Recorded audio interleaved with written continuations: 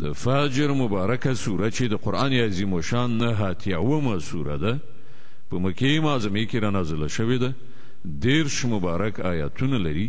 تلاوت او پښتو ترجمه یې له لومړي آیت څخه اورئ. بسم الله الرحمن الرحیم.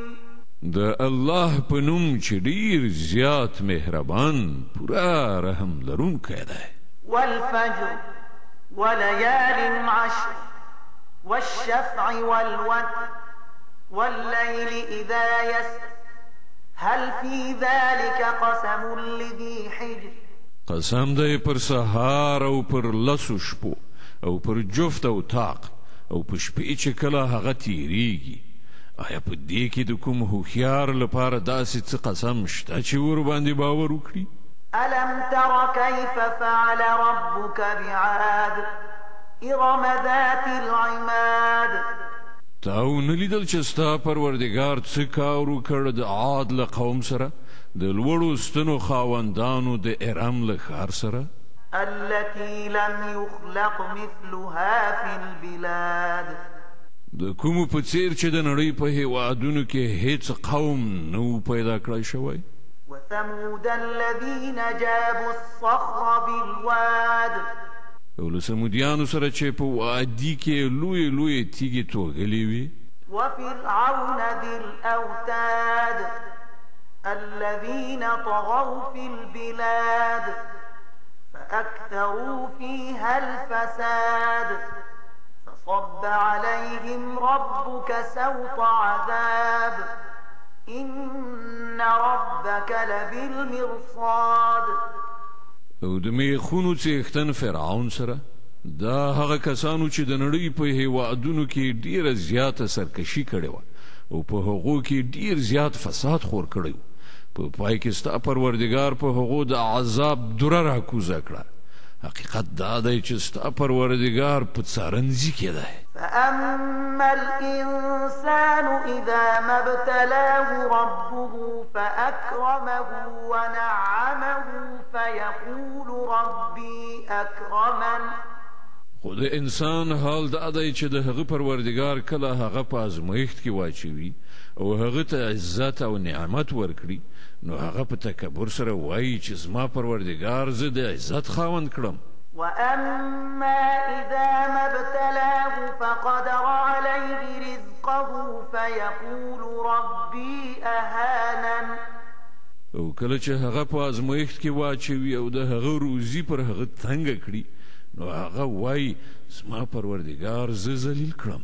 كلا بل لا تكرمون اليتيم ولا تحاضون على طعام المسكين وتأكلون التراث أكلا لما وتحبون المال حبا جما. هیڅکله نه چې تاسې ګمان کوئ بلکې تاسې له یتیم سره د عزت چارچلن نه کوئ او مسکین ته د خوړو په ورکولو یو بل نه هڅوئ او د میراث ټول مال په یو ځای راغونډوئ خورئ او د مال په مینه کې په بده توګه اخته یاست. كلا إذا دكت الأرض دكا دكا وجاء ربك والملك صفا صفا وجيء يومئذ بجهنم يومئذ يتذكر الإنسان وأنى له الذكرى. هیڅکله نه ده چې تاسې فکر کوئ کله چې ځمکه په پرلپسې ټکولو څخه وروسته بیا سخته وټکوله شي او ستا پروردګار خپل ځان په داسې حال کې وښیي چې په رښتې لیکه په لیکه ولاړې وي او دوزخ په هغه ورځ مخامخ راوستلی شي. په هغه ورځ به انسان وپوهیږي او په هغه وخت کې د هغه د پوهېدو څه ګټه؟ يقول يا ليتني قدمت لحياتي. هغه به ووایي افسوس ته زما په حال چې کاشکې ما د خپل دغه ژوند دپاره مخکې څه توښه برابره کړې وای.